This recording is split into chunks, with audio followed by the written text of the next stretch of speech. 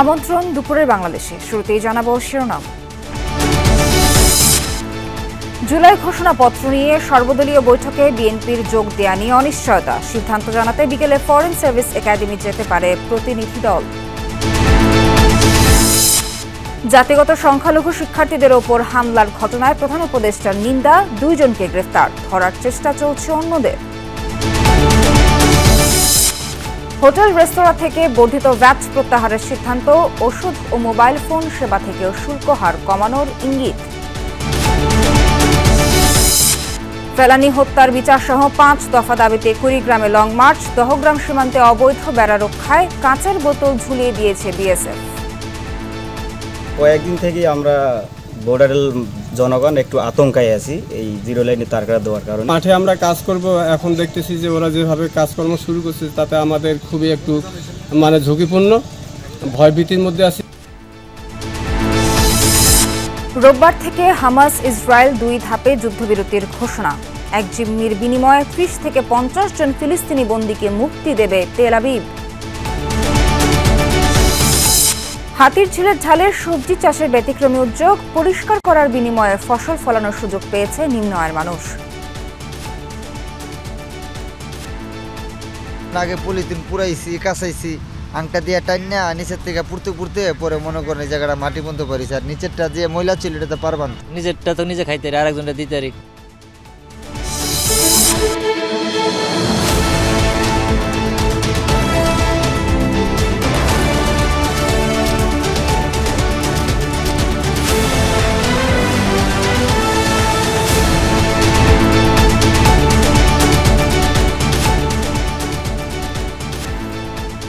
দর্শক, এতক্ষণ শিরোনাম দেখছিলেন। এছাড়াও দেশ বিদেশের আরো খবর নিয়ে দুপুরের বাংলাদেশে আপনাদের সাথে আছি আমি নাবিলা সোহার। জুলাই গণ অভ্যুত্থানের ঘোষণাপত্র চূড়ান্ত করতে রাজনৈতিক দল ও অন্য অংশীজনদের সাথে আজ সর্বদলীয় বৈঠকে বসবেন অন্তর্বর্তীকালীন সরকার। বিকেলে প্রধান উপদেষ্টা ডক্টর মোহাম্মদ ইউনূসের নেতৃত্বে এ বৈঠক শুরু হবে। এতে বিএনপির যোগ দেয়া নিয়ে অনিশ্চয়তা দেখা দিয়েছে। সিদ্ধান্ত এখনও চূড়ান্ত হয়নি বলে জানিয়েছেন দলের মহাসচিব মির্জা ফখরুল ইসলাম আলমগীর। বুধবার রাতে প্রধান উপদেষ্টার প্রেস উইং থেকে আজকের বৈঠকের বিষয়ে জানানো হয়। বিকেল 4টা থেকে সন্ধ্যা 7টা পর্যন্ত ফরেন সার্ভিস একাডেমিতে বৈঠক অনুষ্ঠিত হওয়ার কথা রয়েছে। এর আগে মঙ্গলবার সন্ধ্যায় ফরেন সার্ভিস একাডেমিতে এক সংবাদ সম্মেলনে উপদেষ্টা মাহফুজ আলম জুলাই প্রোক্লামেশন তৈরিতে সর্বদলীয় বৈঠকের কথা জানান। আজকের বৈঠকে বৈষম্য বিরোধী ছাত্র আন্দোলন, জামায়াতে ইসলামী, এবি পার্টি, ইসলামী আন্দোলন বাংলাদেশ, গণতন্ত্র মঞ্চ, গণ অধিকার পরিষদ এবং নাগরিক কমিটি সহ বিভিন্ন রাজনৈতিক জোট, দল ও সংগঠনের নেতারা অংশ নেবেন।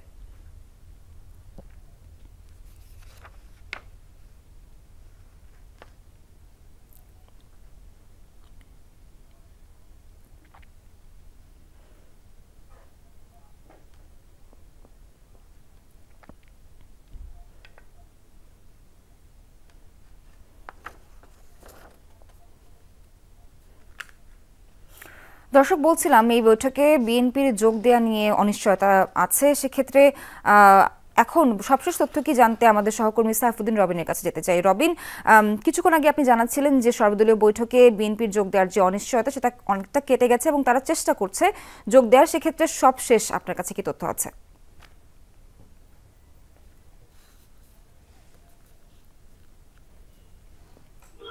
তবে যেটি রাজ্য বলছেন যে চূড়ান্ত ভাবে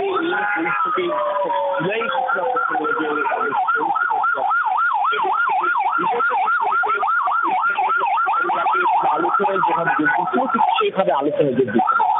দলের একজন প্রতিনিধি হয়তো বা যেতে পারেন এবং তাদের সঙ্গে আন্দোলন দলগুলো সেই সিদ্ধান্তটি নিচ্ছে। যেমন গণতন্ত্র নিবন্ধিত অনিবন্ধিত রাজনৈতিক দলের জোট, তারা কিন্তু ইতিমধ্যে বৈঠকে করছেন। তারাও সিদ্ধান্ত নিচ্ছে কিভাবে তারা যোগ দিতে পারেন, কেননা এই জুলাই ঘোষণাপত্রের কোনো কপি তাদের হাত পৌঁছায়নি। অর্থাৎ রাজনৈতিক দলগুলির কাছে সেই ঘোষণাপত্রের যেহেতু পৌঁছায়নি, সেহেতু অভ্যন্তরীণ ভাবে তারা কোনো আলোচনায় সিদ্ধান্ত নিতে পারেনি আসলে জুলাই ঘোষণাপত্র নিয়ে তারা কি ধরনের পরামর্শ দিতে পারেন, তাদের অংশগ্রহণ কিভাবে হবে বা তাদের মতামত কি। এবং সে কারণে আনুষ্ঠানিকভাবে তাদের হাতে সেই কপিটি না পৌঁছানোর কারণেই তারা আসলে সেই সিদ্ধান্ত এখনো পৌঁছাতে পারেনি। তারা মূলত এখন যেটি সিদ্ধান্ত নিচ্ছেন, যেহেতু সর্বদলীয় একটি বৈঠকের আয়োজন, যেহেতু অন্তর্বর্তী সরকারের প্রধান উপদেষ্টা এই বৈঠকে থাকবেন, সেক্ষেত্রে তারা এড়িয়ে না গিয়ে অন্য কোনো ফরম্যাটে তারা কিভাবে যুক্ত হতে পারেন সেই সিদ্ধান্ত নিচ্ছেন। তবে একটা বিষয়ে বলা চলে, অন্য কোনো ফরম্যাটে তারা কিভাবে যুক্ত হতে পারেন সেই সিদ্ধান্ত নিচ্ছেন। তবে একটা বিষয়ে বলা চলে যে জুলাই ঘোষণাপত্র নিয়ে যে ড্রাফটে যেই ভাষা কিংবা যেই ধরনের বিষয়গুলো আনা হয়েছে সেখানটায় বিগত 16 বছরে বিরোধী রাজনৈতিক দলগুলোর নানান ধরনের নির্যাতন, নিপীড়ন, নিষ্পেষণের ইতিহাস কিংবা রাজনৈতিক দলগুলো সিদ্ধান্ত গ্রহণে তারা হয়তো আলাদা করে, অর্থাৎ রাজনৈতিক দল হিসেবে তাদের তরফ থেকে আলাদা ঘোষণাপত্র তৈরি। রবিন সবশেষ জানাচ্ছিলেন এই বিষয়ে, ধন্যবাদ আপনাকে। এদিকে কেরানীগঞ্জে ঢাকা কেন্দ্রীয় কারাগার থেকে আজ মুক্তি পাচ্ছেন সাবেক স্বরাষ্ট্র প্রতিমন্ত্রী ও বিএনপি নেতা লুৎফুজ্জামান বাবর। সেখানে আছেন আমাদের সহকর্মী মনিরুল ইসলাম। যাচ্ছি মনিরের কাছে। মনির, লুৎফুজ্জামান বাবর কখন নাগাদ কারাগার থেকে বের হতে পারেন এবং তাকে ঘিরে সেখানে যে যারা অপেক্ষা করছেন তাদের সবশেষ পরিস্থিতি কি হচ্ছে সেখানে আমাদেরকে জানাবেন।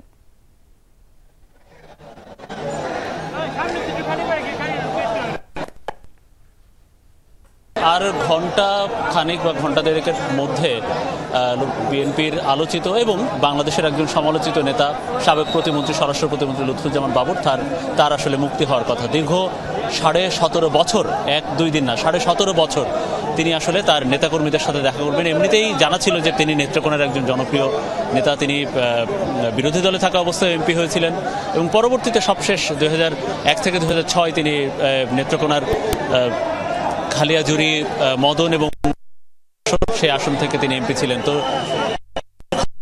শেষ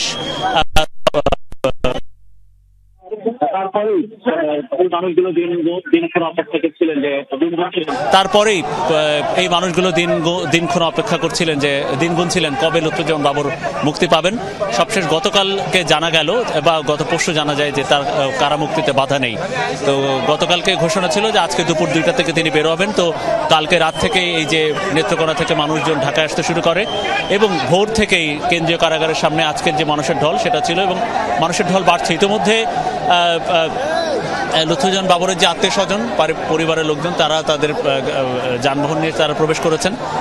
এখান থেকে বের হয়ে জিয়ার মাজারে যাওয়ার কথা, দুপুর 2টার পরে তার মুক্তি হওয়ার কথা এবং তিনি এখান থেকে বের হয়ে তার গাড়ি বহন নিয়ে সাবেক রাষ্ট্রপতি এবং বিএনপির প্রতিষ্ঠাতা জিয়াউর রহমানের মাজার তিনি জিয়ারত করবেন এবং পরবর্তী তিনি ঢাকায় বাসভবনে যাবেন। আরেকটি বিষয় যে তার মুক্তির ব্যাপারে কেন্দ্রীয় কারা কর্তৃপক্ষের কাছে আদালত থেকে তার কাগজপত্র সকালেই চলে এসেছে এবং তার মুক্তির যে প্রক্রিয়া, আনুষ্ঠানিক প্রক্রিয়া বা সরকারি যে প্রক্রিয়া, সেটা সকালের মধ্যেই মোটামুটি শেষ হয়ে গেছে। সকাল 11টার আগেই সে প্রক্রিয়া, কাগজপত্রের প্রক্রিয়া শেষ হয়ে গেছে। তিনি ব্যক্তিগতভাবে এখন বের হচ্ছেন না। বিএনপির কেন্দ্রীয় 2-1 নেতা এখানে আসার কথা, তার পরিবারের সবাই এখানে আসলে তিনি পুরো গাড়ি বহন নিয়ে তিনি এখান থেকে বের হবেন এবং সেটা হতে দুপুর 2টা বা 2:30 নাগাদ বাঁচতে পারে, এমন তথ্য আমাদের কাছে আছে। আর তার এই যে উপলক্ষে ইতিমধ্যে এই ঢাকা মাওয়া যে এক্সপ্রেস, সেখানে যান চলাচল একটু বিঘ্নিত হচ্ছে। এখানে যে কেন্দ্রীয় কারাগারের সামনের সড়কে এবং কেন্দ্রীয় কারাগারের সামনে একটা অচল অবস্থা তৈরি হয়েছে। আর নেতাকর্মীদের সামলাতে হিমশিম খাচ্ছে এখানকার যারা আছে কারা কর্তৃপক্ষে এবং এই যে এখানকার স্থানীয় পুলিশ। তো ইতিমধ্যে আমরা যেটা দেখেছি যে সাবেক স্বরাষ্ট্র প্রতিমন্ত্রী লুৎফুজ্জামান বাবর তিনি তার বার্তাবাহক মারফত তিনি নেতাকর্মীদের কাছে বার্তা দিয়েছেন যে সুশৃঙ্খল থাকতে, কোনো ঝামেলা না করতে। তিনি বের হওয়ার জন্য বা নেতাকর্মীদের মাঝে আসার জন্য তিনি উদ্গ্রীব হয়ে আছেন। সবশেষ 2007 সালে তিনি কারাগারে গিয়েছিলেন এবং নানা চড়াই উতরাই পেরিয়ে তিনি আজ বের হচ্ছেন এবং এখান থেকে এই গেট দিয়ে আমরা যেখানে আছি সেখান থেকে বের হয়ে তার উদ্দেশ্য থাকবে সাবেক রাষ্ট্রপতি জিয়াউর রহমানের মাজার। মনির জানাচ্ছিলেন দুপুর 2টা থেকে 2:30টার মধ্যে লুৎফুজ্জামান বাবর কারাগার থেকে বেরিয়ে আসবেন। ধন্যবাদ আপনাকে সবশেষ তথ্য দিয়ে যুক্ত থাকার জন্য। মতিঝিলে এনসিটিভির সামনে জাতিগত সংখ্যালঘু শিক্ষার্থীদের একটি শান্তিপূর্ণ সমাবেশে হামলার ঘটনার তীব্র নিন্দা জানিয়েছে প্রধান উপদেষ্টা ডক্টর মোহাম্মদ ইউনূস। প্রধান উপদেষ্টার প্রেস উইং থেকে পাঠানো এক বিবৃতিতে এই কথা জানানো হয়েছে। বিবৃতিতে বলা হয়, সরকার এই হামলার বিষয়ে তদন্তের নির্দেশ দিয়েছে এবং ইতোমধ্যে 2 জনকে গ্রেফতার করা হয়েছে। অন্য দোষীদের শনাক্ত করা হচ্ছে এবং শীঘ্রই তাদের গ্রেফতার করা হবে। বলা হয়, যারা শান্তি, সম্প্রীতি এবং আইন শৃঙ্খলার ক্ষতি করে এমন কার্যকলাপে জড়িত থাকবে তাদের বিরুদ্ধে কঠোর ব্যবস্থা নেওয়া হবে। এদিকে ঘটনায় 2 জনকে গ্রেফতার করা হয়েছে বলে জানিয়েছেন অন্তর্বর্তীকালীন সরকারের উপদেষ্টা মাহফুজ আলম। বুধবার দিবাগত রাত 12:15টার দিকে নিজের ভেরিফাইড অ্যাকাউন্টে দেয়া পোস্টে এ তথ্য জানান তিনি। এতে বলেন, রাজপথে কারো সন্ত্রাস চাঁদাবাজি আর চলতে দেয়া হবে না। আইন উপদেষ্টা ডক্টর আসিফ নজরুলও ফেসবুক পোস্টে এ তথ্য নিশ্চিত করেছেন। বিশ্বজুড়ে ফ্যাসিস্ট আওয়ামী লীগ সরকারের কর্মকাণ্ডের সমালোচনা হচ্ছে, অথচ ভারত হাসিনার পতন মানতে না পেরে বাংলাদেশের বিরুদ্ধে অপপ্রচার ও ষড়যন্ত্র করে যাচ্ছে, এমন মন্তব্য করেছেন বিএনপি সিনিয়র যুগ্ম মহাসচিব রুহুল কবির রিজভী। সকালে রাজধানীর মধ্য বাড্ডায় জুলাই আগস্ট ছাত্র জনতার আন্দোলনের শহীদ পরিবারের সাথে সাক্ষাৎ অনুষ্ঠানে এসব কথা বলেন তিনি। এ সময় রিজভী বলেন, হাসিনা নাকি বিক্রি হয় না, অথচ তিনি ভারতের কাছে বিক্রি হয়ে গেছেন। একই সাথে দুর্নীতি ও লুটপাট করে দেশের বাইরে অর্থ পাচার করেছেন। একটি দেশকে লুটপাট করে, হত্যা গুম করে বিনা ভোটে ক্ষমতায় বসেছিল শেখ হাসিনা। সমস্ত আইনকে পদদলিত, দেশের সব গণতান্ত্রিক স্তম্ভগুলো ধ্বংস করে দিয়েছেন। রিজভী বলেন, এবার দেশের মানুষের মৌলিক অধিকার নিশ্চিতে কাজ করতে হবে। ফ্যাসিস্ট শেখ হাসিনার যেসব প্রতিষ্ঠান ধ্বংস করেছেন সেগুলো পুনর্গঠন করতে হবে। একটি সুষ্ঠু নির্বাচন দিয়ে নির্বাচিত সরকারের কাছে ক্ষমতা হস্তান্তরের দাবি জানান তিনি। আপনাদের স্বার্থ শেখ হাসিনা দেখতো, বাংলাদেশের স্বার্থ দেখতো না। কারণ শেখ হাসিনা জানে ও নির্বাচন দিলে, অবাধ সুষ্ঠু নির্বাচন দিলে শেখ হাসিনা কোনোদিন জিতবে না। তাই সেই সবসময় দিল্লির একটা শেল্টার চেয়েছে, দিল্লির একটা আশ্রয় চেয়েছে। এই কারণে তারা যা চেয়েছে, উনি নিজের মুখেই বলেছে, আপনাদের মনে আছে না, নিজের মুখে বলেছে, ভারতকে আমি যা দিয়েছি ওরা মনে রাখবে। বৈষম্যহীন ও ন্যায়ভিত্তিক রাষ্ট্র গঠন করা জামায়াতে ইসলামীর লক্ষ্য, এমনটাই বলেছেন জামায়াতের আমির ডক্টর শফিকুর রহমান। সকালে মাগুরায় নোমানী ময়দান মাঠে আয়োজিত কর্মী সম্মেলনে অংশ নেন তিনি। এ সময় জামায়াতের আমির বলেন, বর্তমান সময়ে নারীদের যথাযথ সম্মান ও নিরাপত্তা দিতে হবে। সব সরকারই সে কাজে ব্যর্থ পরিচয় দিয়েছে। জামায়াত ক্ষমতায় গেলে নারীরা তাদের যথাযোগ্য সম্মান ও নিরাপত্তা পাবেন, জাতি গঠনেও তারা সমান সুযোগ পাবেন। সম্মেলনে কেন্দ্রীয় ও স্থানীয় জামায়াতের নেতাকর্মীরা উপস্থিত ছিলেন। আগামীতে বাংলাদেশ জামায়াতে ইসলামী সমস্ত ইসলামী দল, দেশপ্রেমিক দল, মানবিক দলকে সাথে নিয়ে সরকার পরিচালনার সুযোগ পায়, তাহলে ইনশাআল্লাহ তাআলা আযীম আপনাদেরকে একটা মানবিক দেশ আমরা উপহার দেওয়ার চেষ্টা করব। লক্ষ্মীপুর জেলা জামায়াতের নায়েবে আমির ডক্টর ফয়েজ আহমেদকে নিজ বাসায় গুলি করে হত্যার ঘটনায় শেখ হাসিনা, সাবেক সামরিক উপদেষ্টা তারিক আহমেদ সিদ্দিক সহ 41 জনের বিরুদ্ধে আন্তর্জাতিক অপরাধ ট্রাইব্যুনালে অভিযোগ দায়ের করা হয়েছে। বৃহস্পতিবার ফয়েজ আহমেদের ছেলে ডক্টর হাসানুল বান্না চিফ প্রসিকিউটর কার্যালয়ে এই অভিযোগ দাখিল করেন। আসামিদের বিরুদ্ধে মানবতা বিরোধী অপরাধের অভিযোগ আনা হয়েছে। 2013 সালের 23 ডিসেম্বর লক্ষ্মীপুর জেলা জামায়াতের নায়েবে আমির ডক্টর ফয়েজ আহমেদকে নিজ বাসায় গুলি করে হত্যা করে র্যাব। হত্যার পর তাকে বাসার ছাদ থেকে নিচে ফেলে দেওয়া হয়। গভীর রাতে শহরের উত্তর তেমুহনী এলাকায় ঘটনা ঘটে।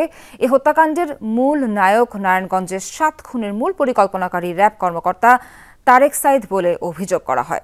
তাকেও আসামি করা হয়েছে। তদন্ত সাপেক্ষে এই ঘটনাটির সুষ্ঠু বিচারের প্রত্যাশা ভুক্তভোগীর পরিবারের। আমি মনে করি আমার পিতার যে হত্যাকাণ্ড, এটা একটি মানবতা বিরোধী একটা হত্যাকাণ্ড। ট্রাইব্যুনালে এসে আমরা অভিযোগ দাখিল করেছি।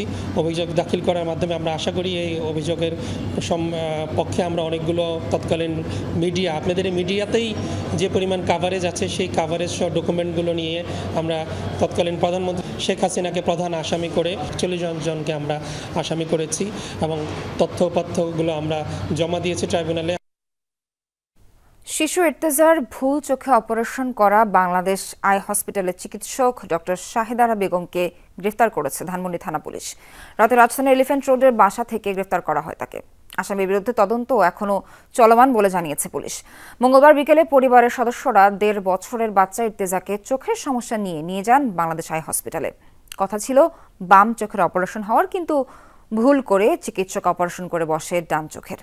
পরে পরিবারের সদস্যদের চোখে পড়লে বিষয়টি কর্তব্যরত চিকিৎসককে জানালে দুঃখ প্রকাশ করে ফের চিকিৎসার জন্য অপারেশন থিয়েটারে নিয়ে যাওয়া হয়।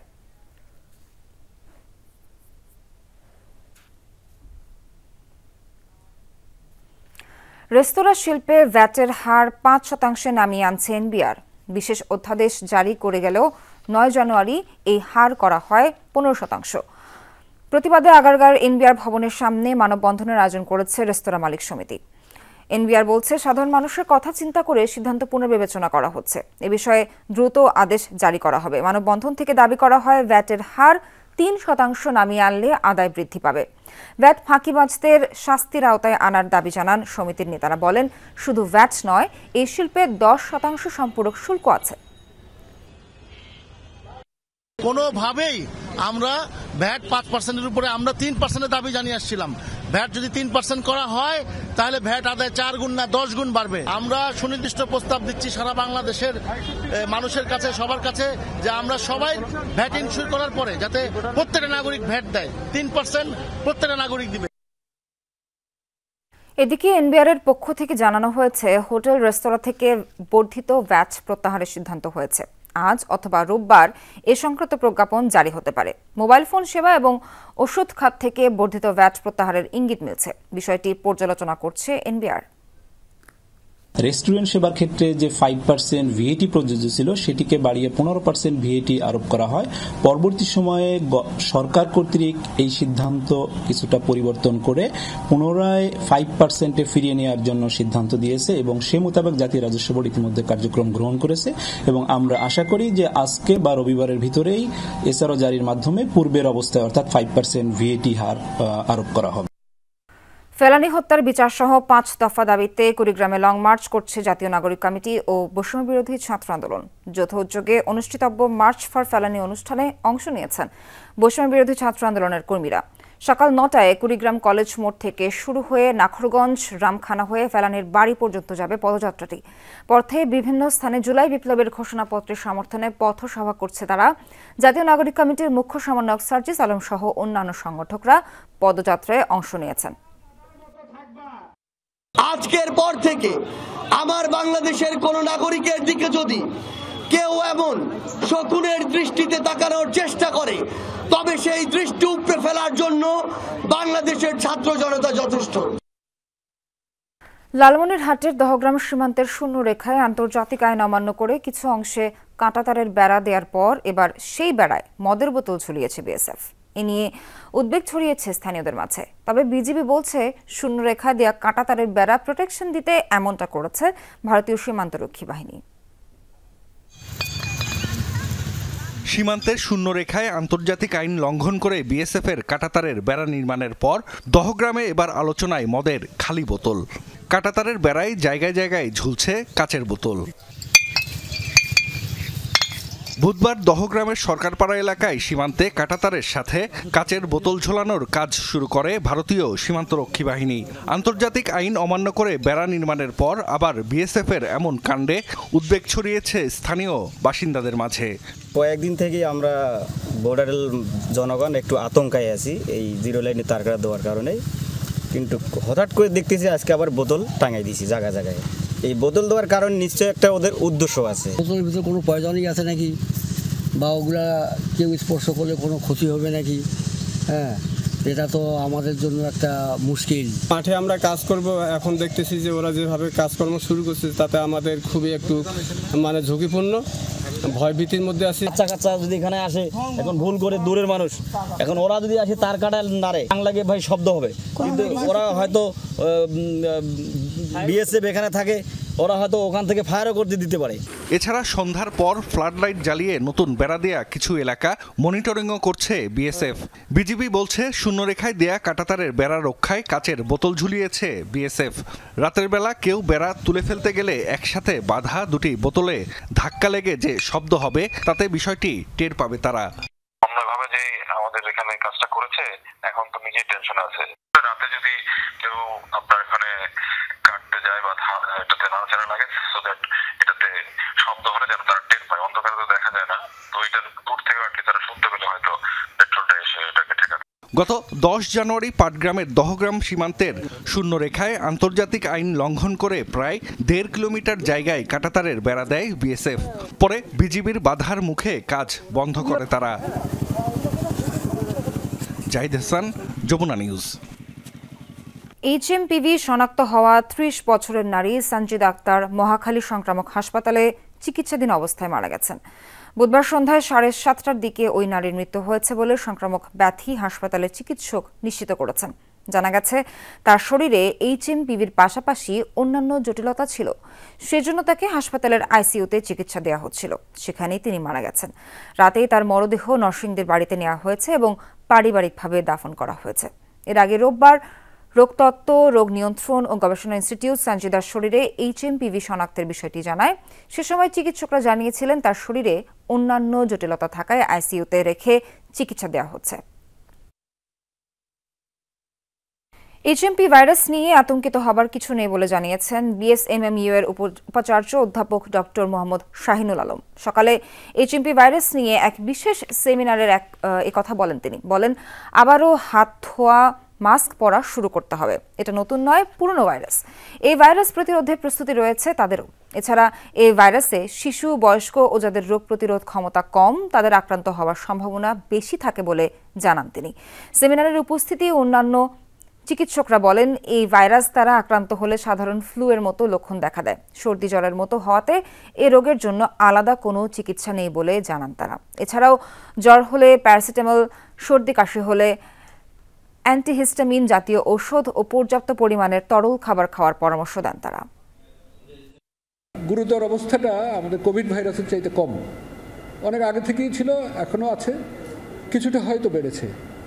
এটার মৃত্যুর হার কোভিড ভাইরাসের চাইতে কম, তবে কিছুটা মরবিডিটি মানে মানুষের অসুস্থতার কারণে অর্থনীতি এবং ব্যক্তির কর্মক্ষমতা কিছু সময়ের জন্য হ্রাস পায়।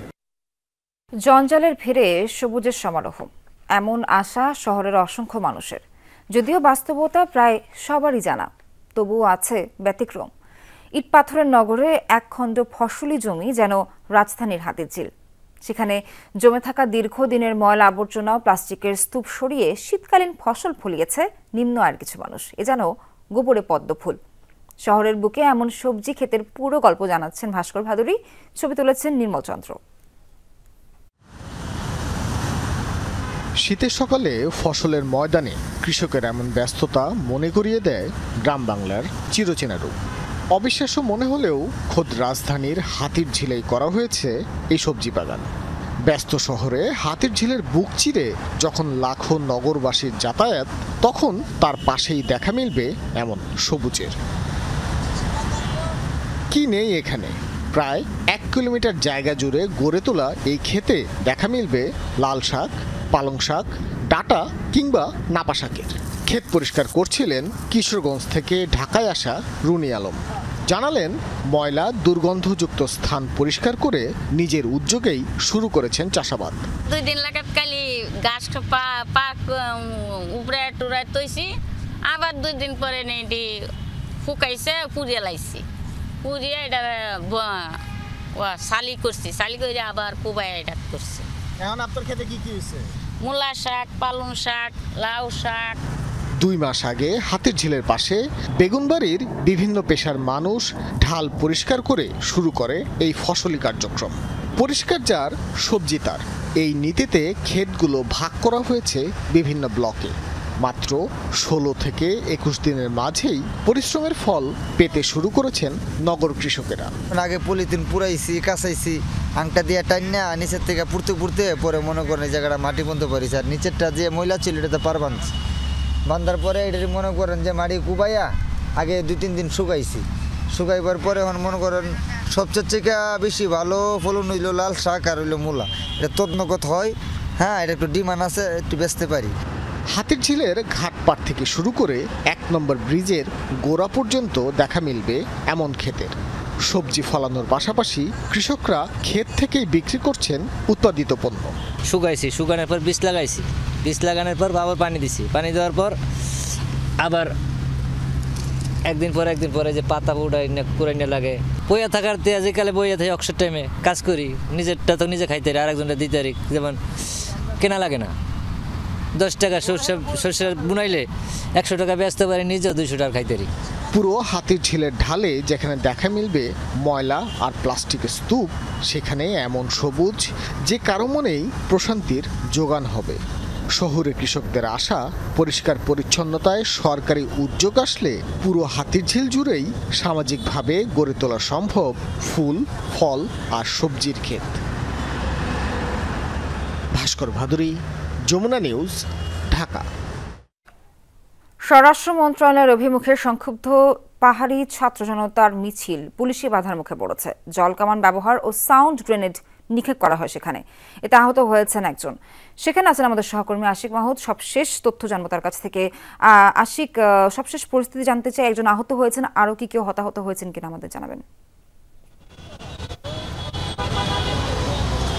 ধন্যবাদ। আমি এই মুহূর্তে শিক্ষা ভবনের যে মোড় সেখানে রয়েছে। আমরা জেনেছি কিছুক্ষণ আগে শাহবাগ থেকে আদিবাসী শিক্ষার্থী এবং ছাত্র জনতার একটি মিছিল স্বরাষ্ট্র মন্ত্রণালয় অভিমুখে তারা যাত্রা করে এবং তার পরবর্তীতেই এই যে শিক্ষা ভবনের যে মোড় সেই মোড়ে আসলে মূলত পুলিশ তাদেরকে বাধা দেয়। পুলিশ বাধা দিলে সেখানে পুলিশের সাথে ধস্তাধস্তি হয়েছে, ধাওয়া পাল্টা ধাওয়া হয়েছে এবং পুলিশ পরবর্তীতে পরিস্থিতি নিয়ন্ত্রণে আনতে জল কামান ব্যবহার করেছে, সাউন্ড গ্রেনেড নিক্ষেপ করেছে এবং এই ঘটনায় ধাওয়া পাল্টা ধাওয়ার এক পর্যায়ে আমরা জেনেছি যে একজন শিক্ষার্থী আহত হয়েছে। তো এই আসলে চিত্র যে গতকালকে আপনারা জানেন দর্শক নিশ্চয়ই, যে গতকালকে মতিঝিলে একটি অনাকাঙ্ক্ষিত ঘটনা ঘটেছে। এই আদিবাসী শিক্ষার্থীদের উপর, আন্দোলনরত শিক্ষার্থীদের উপর আরেকটি পক্ষ হামলা করেছে। সেই ঘটনায়ও বেশ কয়েকজন আহত হয়েছে। সেই ঘটনার প্রতিবাদেই আজকে স্বরাষ্ট্র মন্ত্রণালয়ের অভিমুখে এই আদিবাসী শিক্ষার্থী এবং ছাত্র জনতার একটি বিক্ষোভ মিছিল হওয়ার কথা ছিল। সেই ঘটনায় আসলে আজকে তার প্রতিবাদেই এই স্বরাষ্ট্র মন্ত্রণালয়ের অভিমুখে যাত্রা করেছিল এবং তার কিছুক্ষণ আগে অর্থাৎ সচিবালয় থেকে কিছু দূর আগে শিক্ষা ভবনের যে মোড় সেই মোড়ে মূলত পুলিশ তাদেরকে বাধা দেয়। সেখানেই মূলত অল্প কিছু সময়ে ধাওয়া পাল্টা ধাওয়া হয়েছে এবং সেখানে পুলিশ জল কামান নিক্ষেপ করে পরিস্থিতি মূলত নিয়ন্ত্রণে এনেছে। এই মুহূর্তে নিশ্চয়ই আপনারা দেখতে পাচ্ছেন যে পুলিশের অসংখ্য সদস্য এই শিক্ষা ভবনের যে মোড় সেই মোড়ে আসলে অবস্থান করে আছে এবং তারা যে কোনো ধরনের অপ্রীতিকর পরিস্থিতি এড়াতে বেশ তৎপর রয়েছে আমরা দেখতে পাচ্ছি। তবে অন্যান্য যে পরিস্থিতি আমরা দেখতে পাচ্ছি যে এই মোড়ে কিন্তু স্বাভাবিকভাবে যে যান চলাচলের যে পরিস্থিতি অর্থাৎ জনজীবনের পরিস্থিতি কিন্তু স্বাভাবিক, এখন যান চলাচলও স্বাভাবিক আছে। এখনকার পরিস্থিতি হচ্ছে বেশ পরিস্থিতি একেবারে স্বাভাবিক, তেমন কোনো প্রভাব আমরা দেখতে পাচ্ছি না। তবে কিছুক্ষণ আগেই কিন্তু এই পুলিশের সাথে শিক্ষার্থীদের একটি ঘটনা ঘটেছে এবং একজন শিক্ষার্থী আহত হওয়ার খবর কিন্তু আমরা পেয়েছি। এখন বলা চলে পরিস্থিতি স্বাভাবিক। আশিক জানাচ্ছিলেন এখন পরিস্থিতি স্বাভাবিক। ধন্যবাদ আপনাকে। অবশেষে চূড়ান্ত হলো গাজায় যুদ্ধবিরতি। কাতারের মধ্যস্থতায় বুধবার আসছে আনুষ্ঠানিক ঘোষণা। 2 ধাপে 6 সপ্তাহ করে যুদ্ধবিরতি হবে, মোট 84 দিনের। এর মধ্যেই মুক্তি দেওয়া হবে হামাসের কাছে আটক জিম্মিদের। প্রতিজন ইসরায়েলি জিম্মির বিনিময়ে 30 থেকে 50 ফিলিস্তিনি বন্দীকে মুক্তি দেওয়ার কথা ইসরায়েলের। অভিযান বন্ধ করে গাজার বাফার জোনে অবস্থান নেবে ইসরায়েলি সেনারা। প্রবেশ করতে দেওয়া হবে পর্যাপ্ত ত্রাণ। তবে সব ঠিক থাকলে 3য় ধাপে গড়াবে যুদ্ধবিরতি। গাজার পুনর্গঠনে পদক্ষেপ নেওয়া হবে এই ধাপে।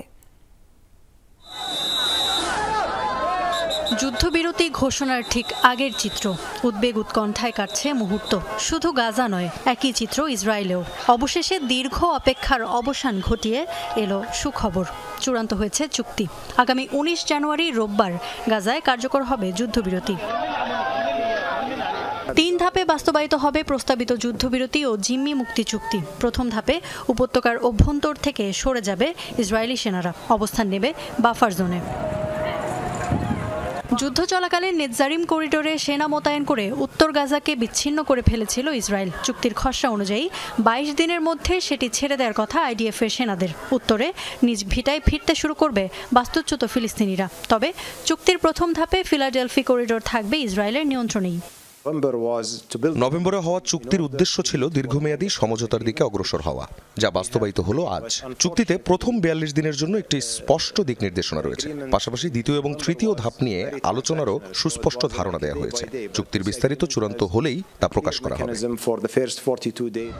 যুদ্ধবিরতির শুরুর দিন থেকেই প্রতিদিন উপত্যকায় ঢুকবে খাবার, ওষুধ, গ্যাস ও অন্যান্য মানবিক সহায়তা বহনকারী 600 ট্রাক। অনুমতি দেওয়া হবে অবকাঠামো পুনর্নির্মাণের সরঞ্জাম প্রবেশেরও। কিভাবে বন্টন হবে এসব ত্রাণ সহায়তা তা এখনো স্পষ্ট নয়।